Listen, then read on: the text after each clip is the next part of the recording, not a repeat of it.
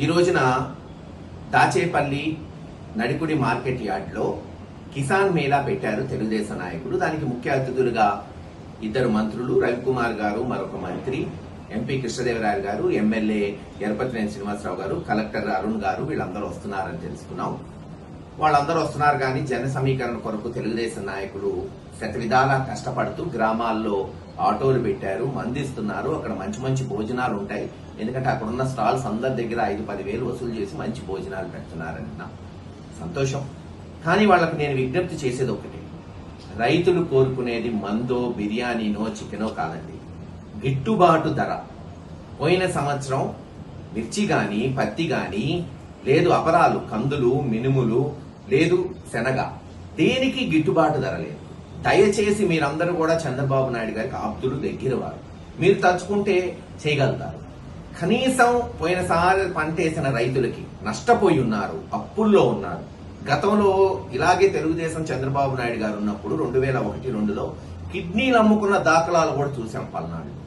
కనుక అటువంటి స్థితులు మళ్ళీ రాకూడదు. కాబట్టి ఈ ప్రాంతంలో మీరందరూ తీర్మానం చేయటమే కాదు, అవసరమైతే పోయి చంద్రబాబు నాయుడు గారి దగ్గర కూర్చొని పోరాడి మీకున్న అన్ని రకాల హంగులు ఆర్భాటాలు చేసి మిర్చికి కనీసం క్వింటాల్కి ఒక 5,000 అదనంగా ఇప్పించండి గిట్టుబాటు ధర. ఎవరైతే మీకు తెలుసు అన్ని ఈ క్రాప్ ద్వారా ఎవరెవరు ఏ పంట వేశారో గ్రామాల్లో తెలిసిపోతుంది.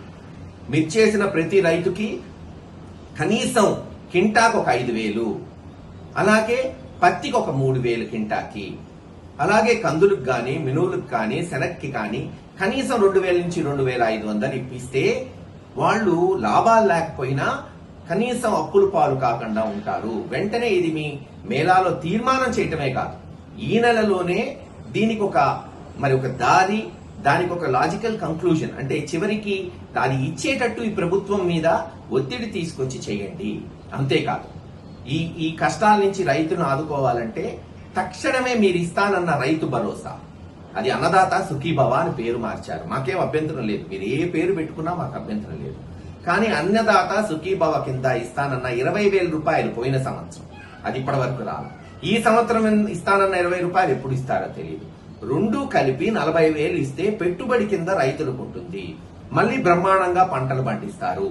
త్వరలోనే డ్యామ్ నిండిద్ది, నీళ్లు వదులుతారని అంటున్నారు. ఈ లోపలే ఈ 40,000 మీరు రిలీజ్ చేయగలిగితే ఖచ్చితంగా రైతుకి ఎంతో కొంత ఊరట లభిస్తుంది. కనుక మిర్చికి కింటాకు 5,000, అలాగే పత్తికి 3,000, అపరాలు, కందులు, మినుములు, శనక్కి కనీసం కింటాకి 2,000-2,500 రూపాయలు ప్రతి రైతుకి దయచేసి ఈ క్రాప్ లో చూసుకొని వాళ్ళకి నష్టపోకుండా డబ్బులు ఇస్తూనే అన్నదాత సుఖీభవ కింద 40,000 రూపాయలు రిలీజ్ చేయవలసిందిగా వైఎస్ఆర్సీపీ పార్టీ డిమాండ్ చేస్తుంది.